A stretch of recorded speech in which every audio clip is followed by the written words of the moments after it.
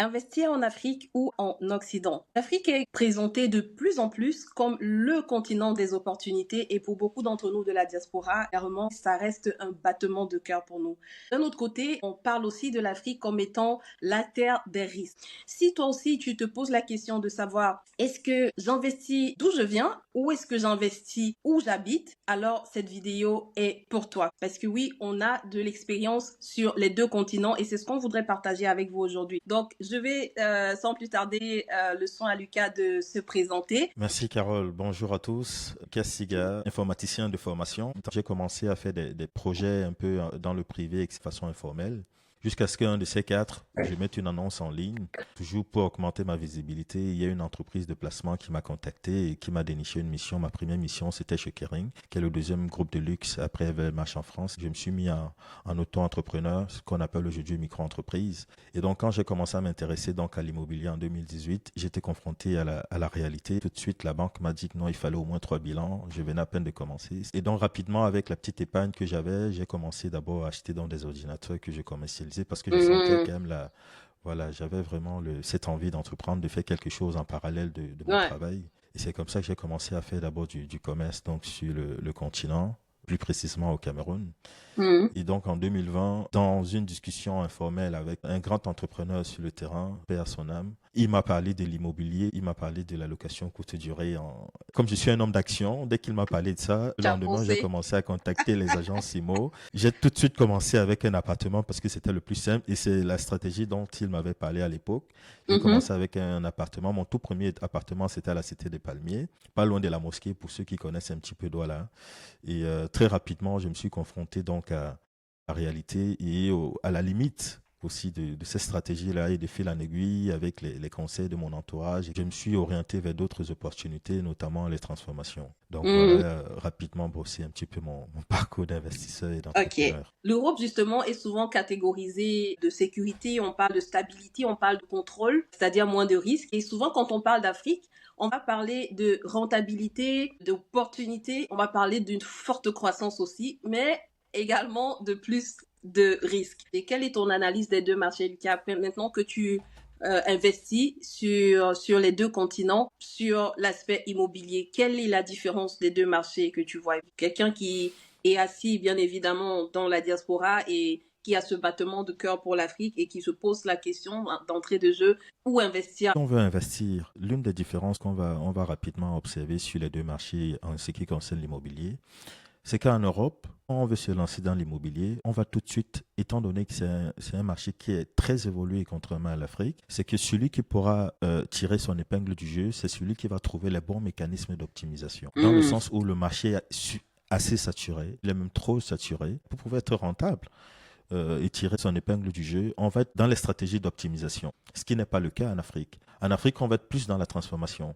C'est ça qui va fondamentalement faire la différence entre un investisseur immobilier en Occident versus Afrique. Quand je dis Mmh. optimisation, c'est dans les deux sens. C'est à la fois l'optimisation opérationnelle et l'optimisation fiscale. D'accord. Si vous ne faites que l'optimisation opérationnelle, faites que le marché soit très structuré, si vous ne faites pas attention à l'optimisation fiscale, ou votre plus-value risque d'être aspirée par les mécanismes d'imposition, ce Mmh. qui n'est totalement pas le cas en Afrique. Alors, ce qu'il faut bien comprendre dans l'immobilier en Afrique, de façon générale, c'est qu'on a deux grandes tendances. On va principalement avoir du bas de gamme, et quand on sort du bas de gamme, on va tout de suite avoir du très haut de gamme.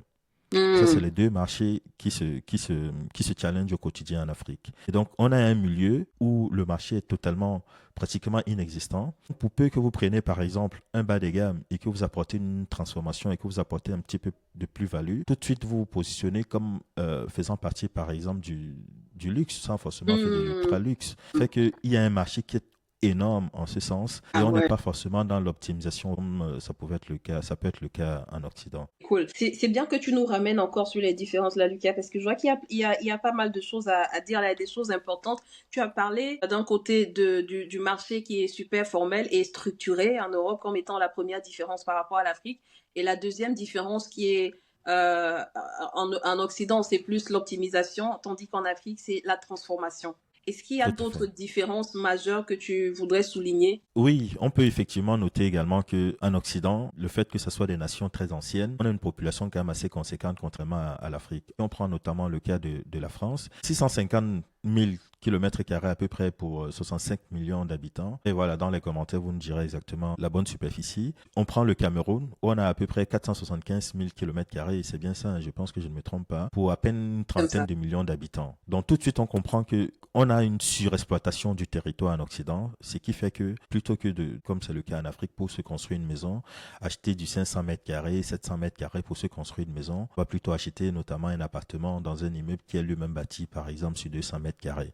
Et l'immeuble va peut-être loger, je dis n'importe quoi, une cinquantaine de personnes. Et donc en Afrique, le fait que la démographie soit très faible et que les populations soient concentrées vraiment dans les principales capitales, on a toute une périphérie où on a des zones qui sont sous-exploitées. Et Mhm. donc, pour peu que tu sortes, par exemple, des points névralgiques des capitales et que tu te retrouves à 10-20 kilomètres du centre-ville, il y a des zones qui sont sous-exploitées, des étendues, qui sont bâties, des maisons qui font à peine 100 mètres carrés sur 500 mètres carrés à perte de vue. C'est là-dedans qu'on va aller créer de la vraie richesse immobilière en faisant de la Mhm. transformation. Quand je parle Ok. de transformation, ça va être plutôt de cette nature-là. Et en Occident, quand je parle d'optimisation, on verra notamment, avec notamment un exemple concret. On a envie de dire, bah, si les choses sont comme tu les présentes, on va tous investir en Afrique. Parce que quand on parle de transformation, on a l'impression qu'il y a plus de valeur ajoutée. Quand on parle du secteur qui est encore informel, on se dit, bah, on peut faire plus d'argent là-bas. Peut-être que pour rééquilibrer les choses, quels sont pour toi les différents secteurs d'investissement immobilier à la fois en Europe et en Afrique? Quel est le modèle pour toi qui marche le plus en Europe et le modèle qui marcherait le plus en Afrique? Pour faire un peu de pédagogie, comme ça au moins ce dont on va parler ici, là, ça va être actionnable pour ceux qui nous suivent immédiatement après. Je vais Les prendre le amis, cas ne de vous l'Europe. inquiétez pas, après la pédagogie, il y aura les cas pratiques. On va parler du pratico-pratique avec des exemples à l'appui. Donc, Bon, restez jusqu'au bout. exactement.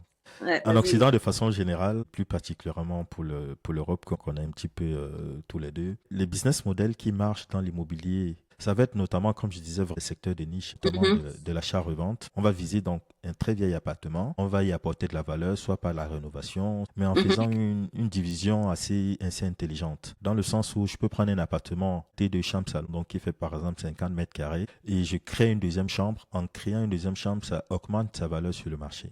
mhm, Pour, par exemple, ceux qui sont plutôt orientés maison et non pas appartement, on va être notamment sur des stratégies comme de l'extension, de la surélévation ou de la division parcellaire.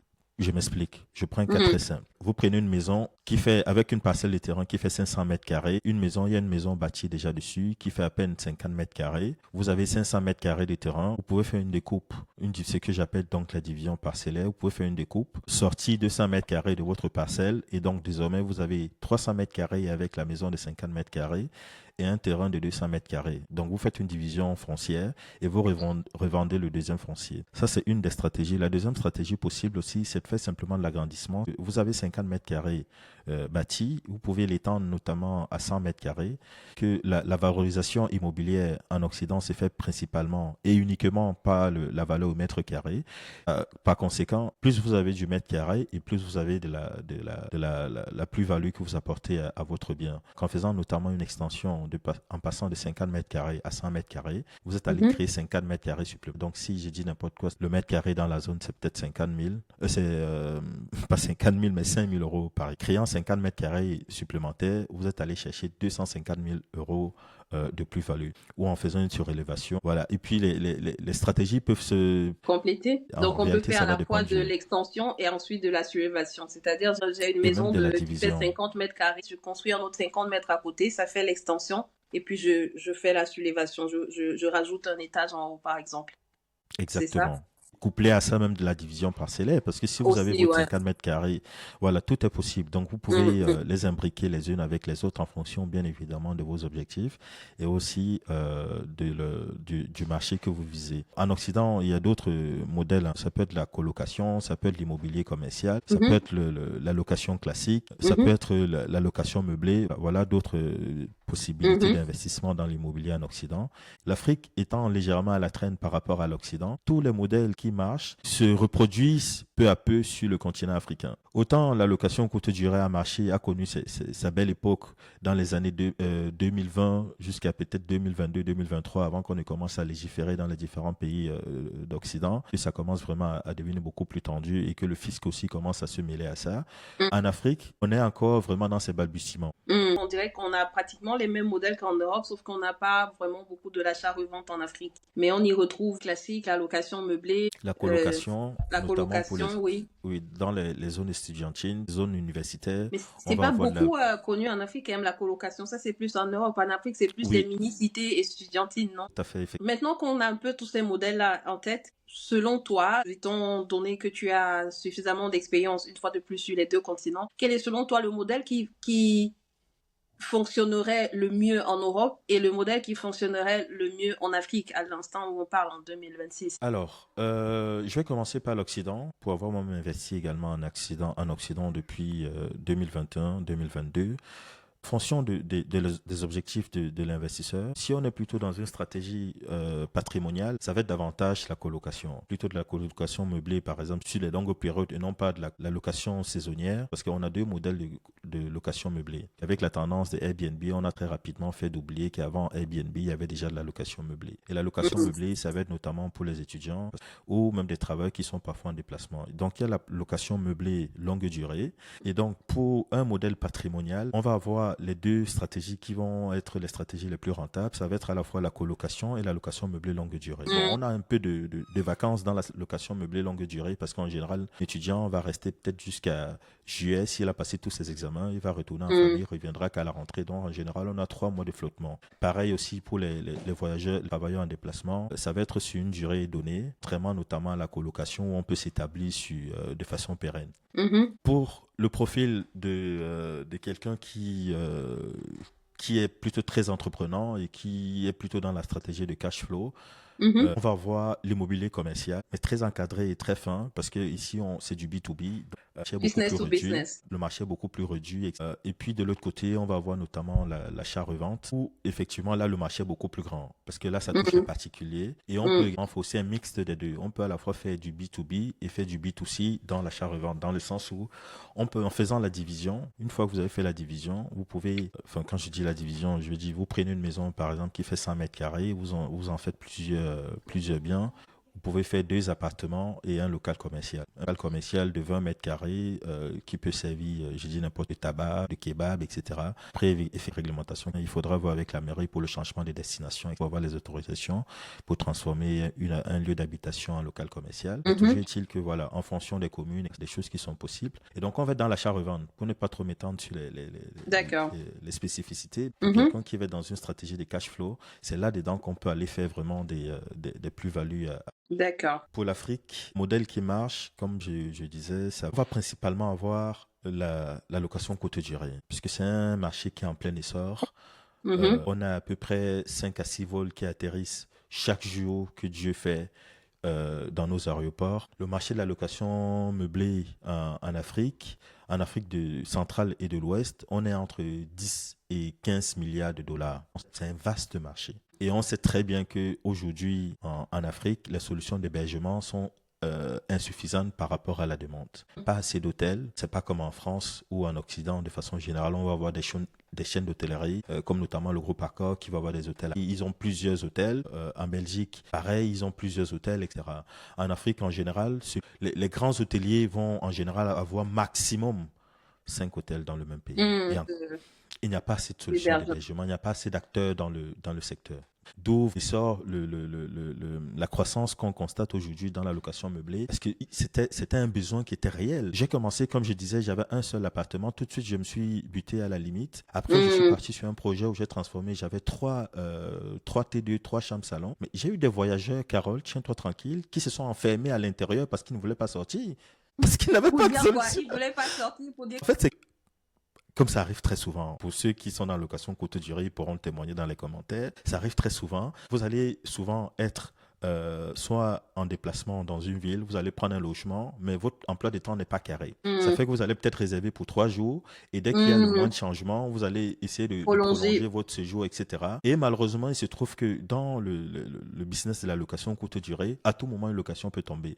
Donc, Tout quand à vous fait. réservez, par exemple, jusqu'à samedi, une autre réservation peut tomber Qui avant même que rentre. vous Mhm. n'ayez intégré l'appartement. À tout moment. Et donc, on a beau expliquer aux voyageurs qui étaient à l'intérieur que malheureusement, il y avait déjà une autre Ils doivent sortir. réservation et qui ils se sont enfermés à l'intérieur, ils ont refusé de sortir. Ouais, ça c'est. Ça, c'est des problèmes qu'on rencontre au quotidien, mais parce qu'il n'y a pas assez de demande.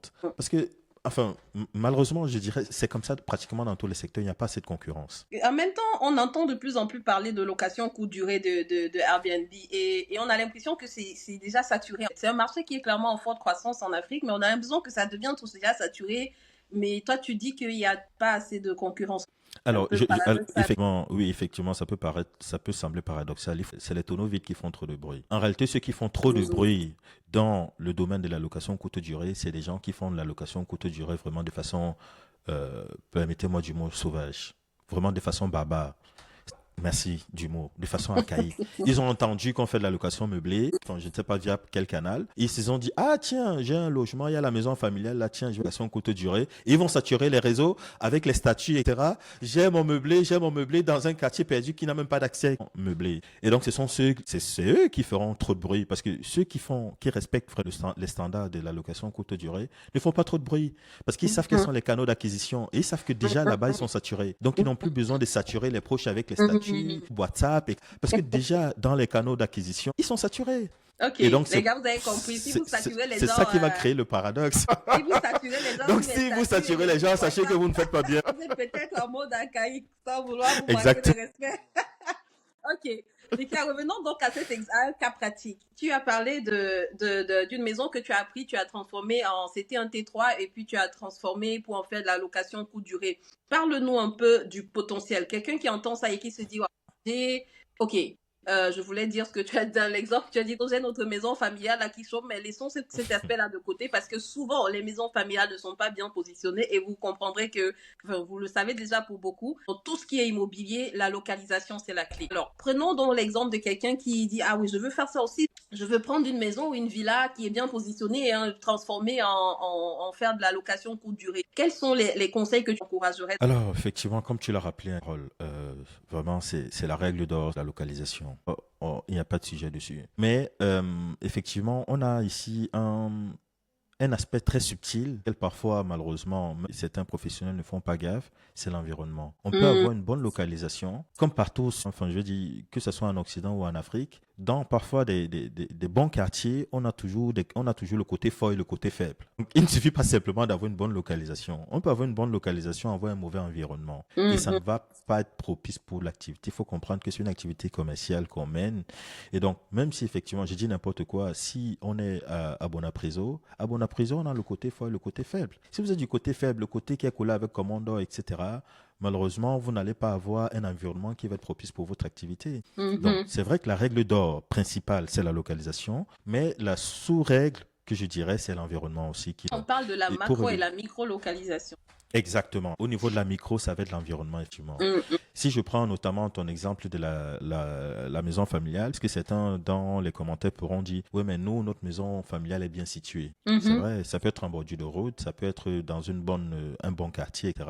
Mais si dans la maison familiale, par exemple, où tu veux mener ton activité, tu vas à la fois faire ton activité et garder une partie de la maison, par exemple, pour les autres membres de la famille, et généralement, les deux activités ne matchent pas ensemble. Mmh. Parce que la famille va avoir une habitude classique, hein, enfin je veux dire d'habitation. Et Mmh. pourtant, de l'autre côté, si les choses n'ont pas été faites correctement, le mélange des deux, malheureusement, risque de venir pénaliser l'activité commerciale. Et Mmh. donc, ça fait également partie aussi de la micro-règle que j'appellerais toujours l'environnement. Ça fait également partie de l'environnement. Donc, ce n'est pas parce qu'on a une maison familiale bien située qu'on a forcément tous les prérequis pour pouvoir lancer notamment une location courte durée. Donc, voilà, ça c'est pour le premier point qui est donc la localisation. Après la localisation, pareil, comme on le disait, comme ton mentor le disait, dans tout investissement immobilier, il faut toujours avoir une stratégie. Qu'est-ce qu'on vise? Quel est le marché qu'on vise? Quelle va être notre cible? Mhm.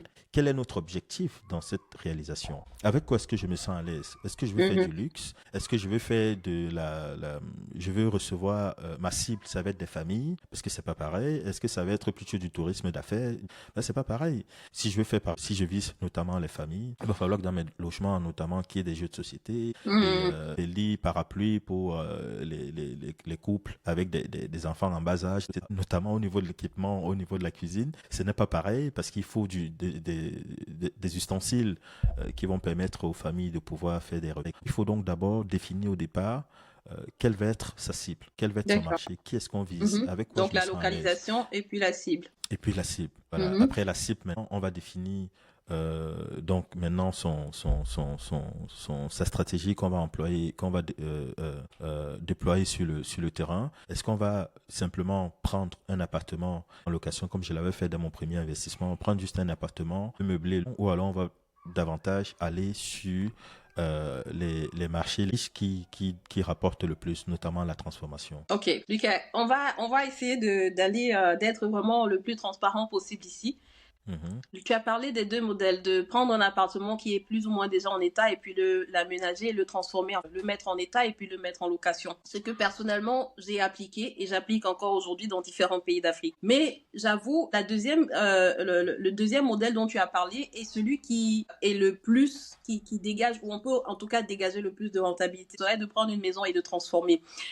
Et est-ce que tu peux nous parler un peu concrètement du modèle de maison que tu as pris et que tu as transformé, ce que ça a donné et peut-être quelques chiffres pour être un peu dans le concret?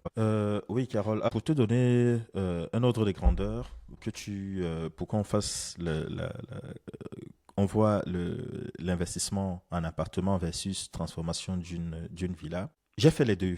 J'ai commencé par l'appartement. Il me semble que j'avais pris l'appartement à peu près, je crois, 200 000. La location était de 200 000 à l'époque. Pour des revenus, c'était deux chambres salon. Et je crois que je devais louer à la Cité des Palmiers, je devais être à 25-30 000. Je pense que je devais Mhm, être dans ces eaux-là. mhm, Voilà, parce que c'était à peu près la tendance dans la nuitée, oui, autant. J'avais fait quelques aménagements rapidement. J'avais modifié vraiment des bricoles, hein. J'avais changé notamment les interrupteurs. J'avais renforcé le système.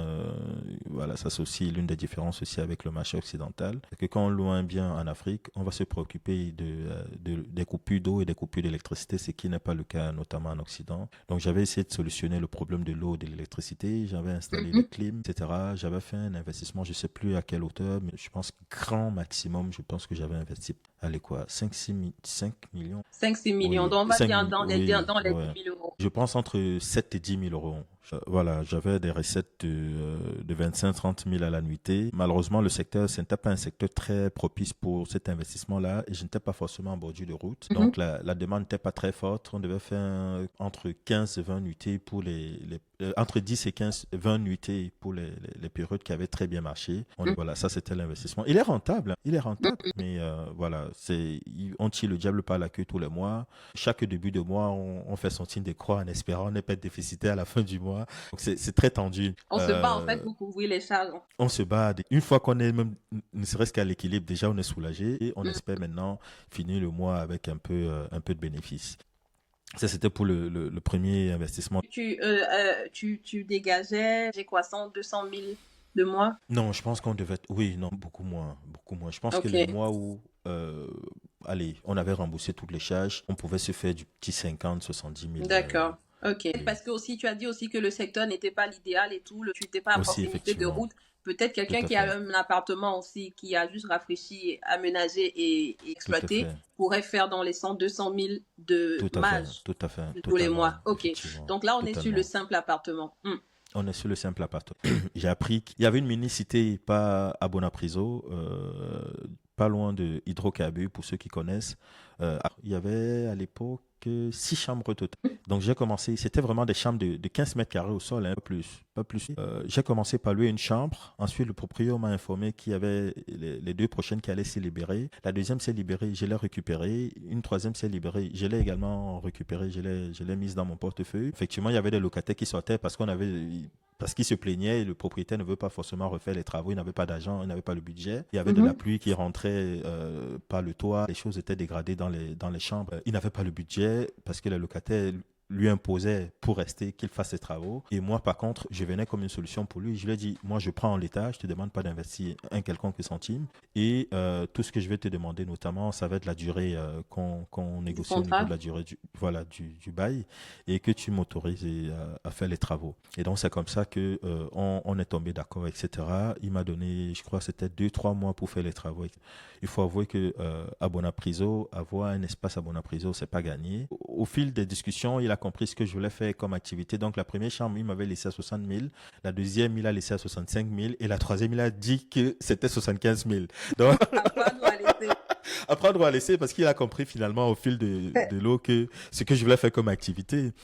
Et donc, j'ai fait mes calculs, j'ai vu la tendance, un peu la demande par rapport aussi à la cible que je visais à l'époque. J'ai vu que c'était ultra rentable parce qu'on avait une localisation juste de malade. Donc, tu avais donc 3 chambres J'avais 3 au chambres, total finalement. effectivement, Et avec quelles sont des les entrées transformations que individuelles. tu... Je visais effectivement juste refaire des travaux, refaire le toit, mais quand j'ai fait venir le charpentier, il m'a informé qu'il fallait on devait enlever totalement les tôles, refaire la charpente et pour partir sur quelque chose de durable. Et lorsqu'il m'a fait cette suggestion-là et qu'il a même été insistant dessus, et qu'on n'avait pas trop le choix si on voulait faire quelque chose de solide, tout de suite je me suis dit, bah, tant qu'à faire, si on enlève la charpente, autant se relever. Ah ouais, Voilà ça c'est comment naît vraiment... l'idée de la Tu transformation. vois vraiment grand quoi. Ouais, tout de Ouais. suite. Et donc, c'est comme ça que c'est parti. On a enlevé la charpente, enlevé le toit, etc. On a fait venir des maçons, on a surélevé. On a créé une chambre à mezzanine. On est passé dans le langage, dans le jargon Pour chacun des occidental. trois. Pour chacun des trois, oui, parce que les Ah chambres ouais. étaient côte à côte au sol, le séjour, la cuisine ouverte et la Mhm. douche. Et à l'étage, il y avait la chambre. Est-ce qu'on peut dire que ça a doublé aussi Ah oui, bien sûr. ta rentabilité? La chambre, on est plafonné. Peu importe ce que tu peux mettre dedans comme travaux, même si tu mets du marbre au sol, on est plafonné. Ça, c'est clair. En Mhm. revanche, quand on passe déjà en T2, on repousse encore les limites du plafond. C'est Mhm. que la chambre que tu peux louer facile à aller, on va dire entre 15 et 20 000. Quand tu passes en T2, en chambre salon, tu peux facilement taper dans du 30, 40, 50 000. Donc, on Mhm. double facile la mise en créant juste une chambre. Et depuis là, j'ai été piqué par le virus et j'ai compris que c'était là-bas qu'il fallait se faire. En tout cas, le bon virus. Le bon virus, que c'est là-bas qu'il y Ok. a de l'argent à se faire. Vraiment, pour paraphraser un peu un grand entrepreneur dans paix à son âme, Kadi de Fosso, il disait à l'époque que même s'il vendait sa bière, même à 100 francs, il n'était pas perdant. En réalité, Mhm. c'était pareil avec ces meublés-là. Que si je louais mes appartements, même si je les louais à 5 000 jours, je n'étais pas perdant. C'est hallucinant. 3, 4 jours, avec juste 2, 3 réservations, j'étais déjà à l'équilibre. Impressionnant. Pour ne pas vous laisser comme ça, également, on voudrait vous offrir un simulateur. En renseignant quelques informations, notamment la localisation, le budget, ce qu'on veut faire comme opération, est-ce qu'après transformation, on veut obtenir des 2 chambres-salon, des 3 chambres ou simplement des studios. En fonction donc de quelques informations que vous rentrez, on vous fait quelques hypothèses de revenus que vous pourrez avoir en faisant cette activité. Vous avez accès au simulateur dans le lien de description également. Si on revient sur les chiffres en termes de loyer, si on fait le 60 pour le premier, 65 pour le deuxième, 75 pour le troisième, on est à 200 000 de loyer aussi. Je crois qu'on devait être à 200 205 000. mais en tout cas, c'est presque pratiquement le même loyer que tu avais pour un seul appartement dont tu as Exactement. parlé tout à l'heure. Et Exactement, donc, tout on à fait. voyait tout à l'heure, on voyait que tu dégageais là-bas une marge de 50, voilà, si on était trop gentil, 100 À, 000. Et à ici, peine du coup, 100 on 000, parlait ouais, tout à fait. ici, on parle du coup de quelle marge que tu Ouais, dégageais ou que tu alors les dégageais. chiffres c'était hallucinant. D'ailleurs parce que ça relève toujours de la localisation. Alors on avait déjà fini le gros œuf, on était dans le second œuf, mais on avait déjà fait tout ce qui était sol, peinture. On était dans la phase d'aménagement. Et je me Mhm. souviens encore, comme si c'était hier, on a eu une dame, parce que c'est un agent IMO qui nous l'avait recommandé, on a eu une dame qui était intéressée, qui venait de Suisse, pas donc les meublés, elle a demandé les photos. On leur a dit qu'on n'était pas encore opérationnel parce qu'il n'y avait encore aucun meuble, même pas la télé. Elle a dit non, même en l'état, elle peut prendre.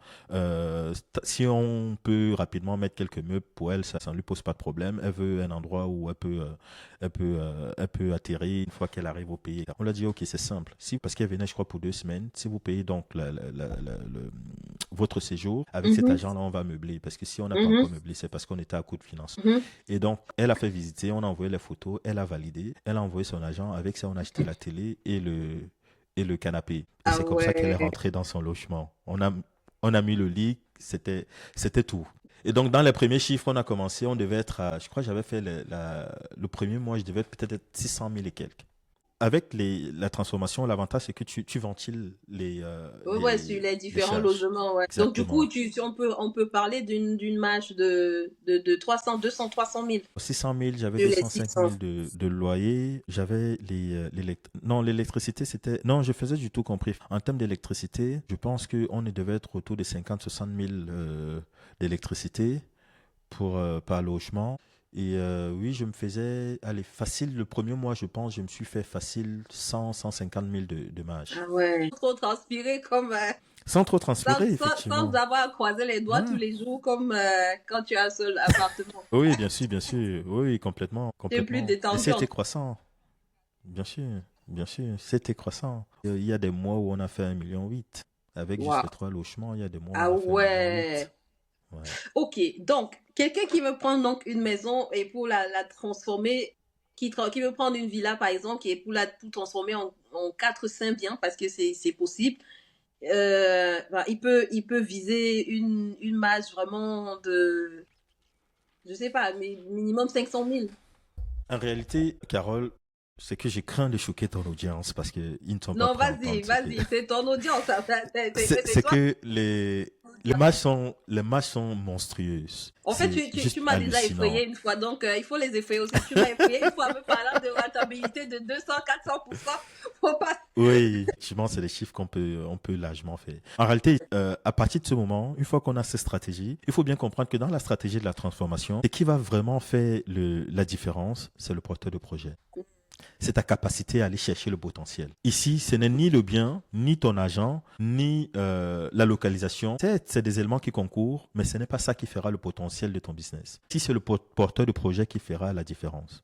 On prend Mhm, 2 investisseurs, on leur donne, pareil, la stratégie de transformation, etc. pour la location meublée. mhm. Ils sont au même endroit, on a 2 profils au même endroit avec les mêmes conditions de départ. Les deux n'auront pas les mêmes résultats.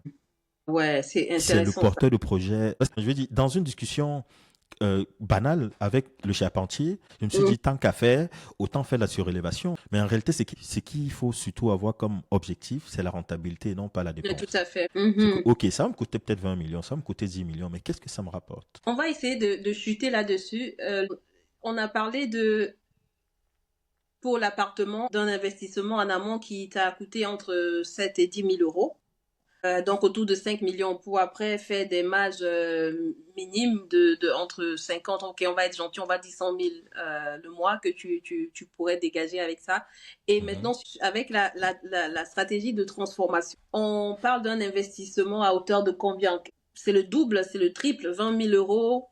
30 000 euros, plus grosso modo, on partirait sur quel montant à la base d'investissement en entrée pour pouvoir Alors, faire cette marge-là qui est, on va dire, 5-6 fois plus que le précédent. pour revenir donc sur mon exemple de chambre, j'avais investi là-bas entre 20 et 30 000 euros.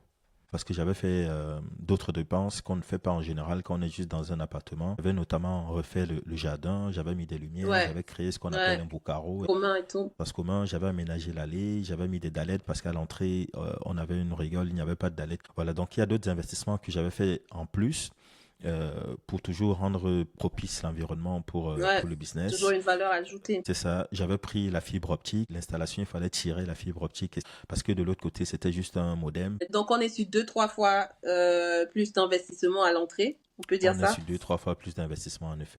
Mais en termes de marge, on est plutôt sur un x5, x6.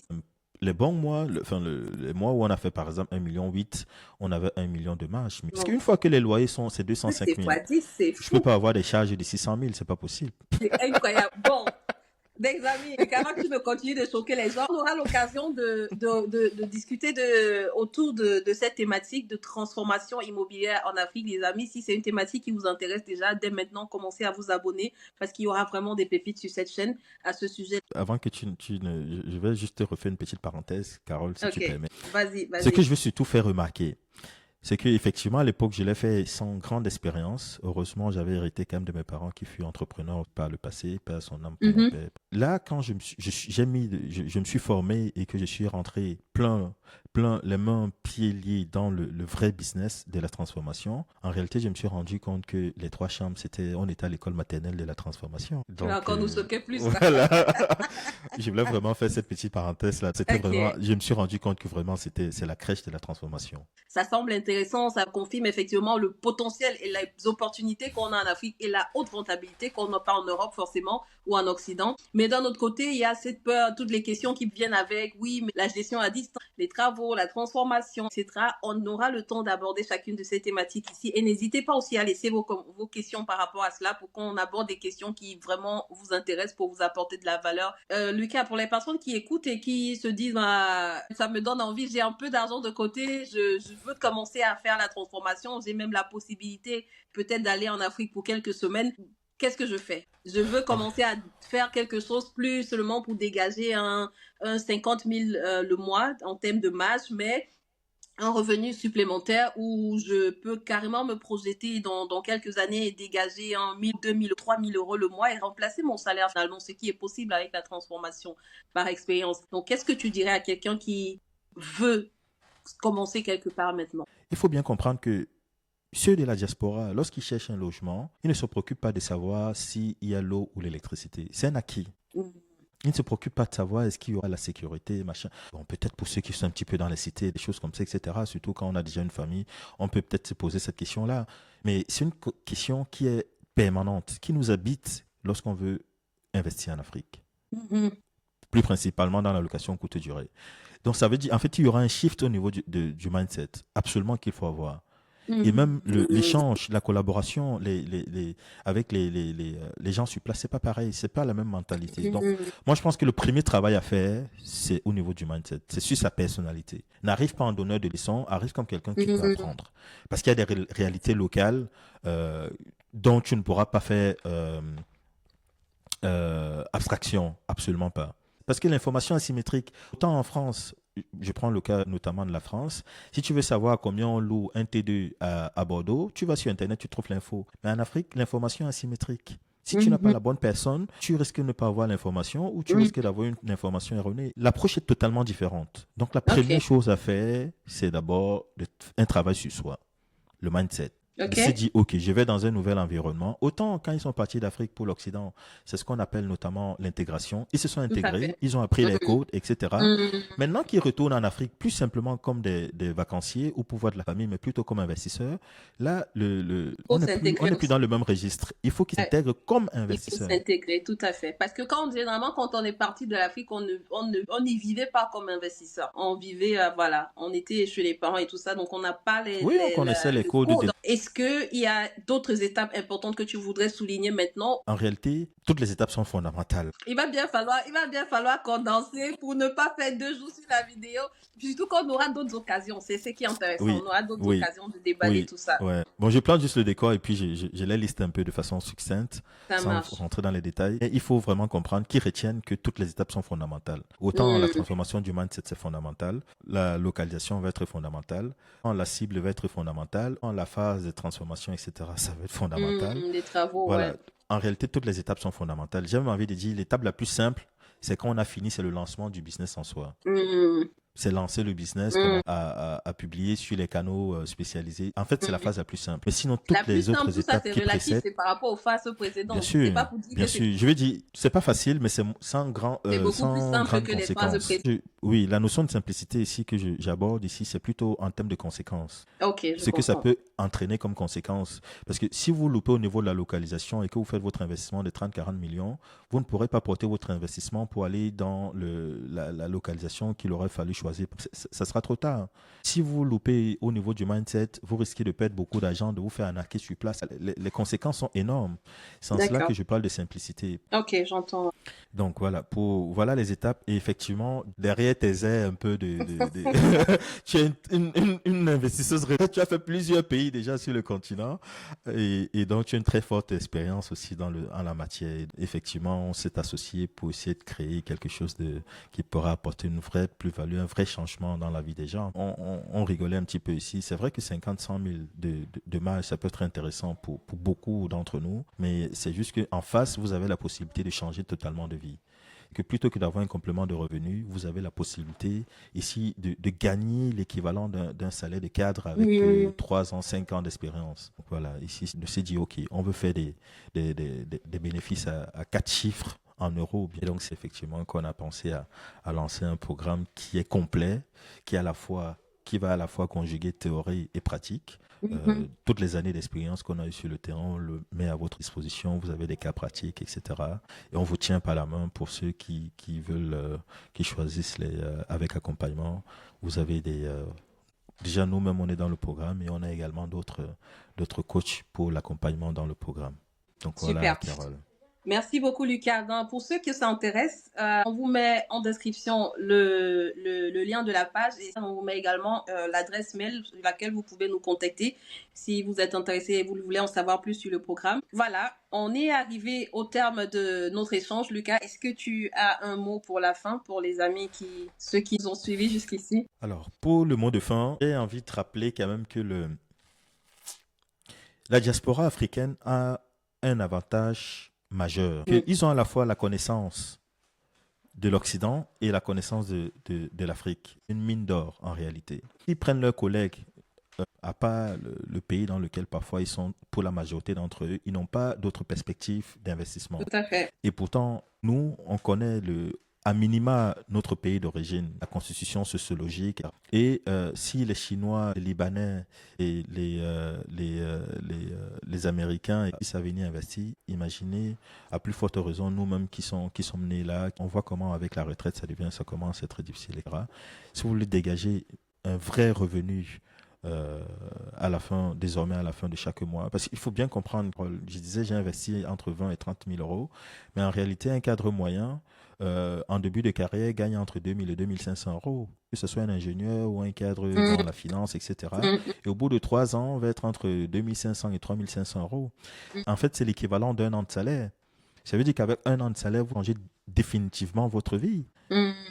Vous mobilisez un an de salaire et une fois que vous avez terminé les travaux et que vous lancez votre activité, vous doublez votre revenu. Ça veut dire que 2 500, 3 000 euros que vous dégagez en Occident, en Afrique, vous dégagez exactement l'équivalent. Ça fait qu'au bout de 5 ans, si vous souhaitez prendre votre retraite au soleil, vous avez un bon patrimoine qui vous attend sur place. À ce moment, on n'a plus besoin d'attendre la retraite. Hein. On n'a plus besoin d'attendre la retraite. Et on sait que la retraite devient de plus en plus dure. 70 ans, non. Voilà, on peut vivre finalement la vie dont on rêve.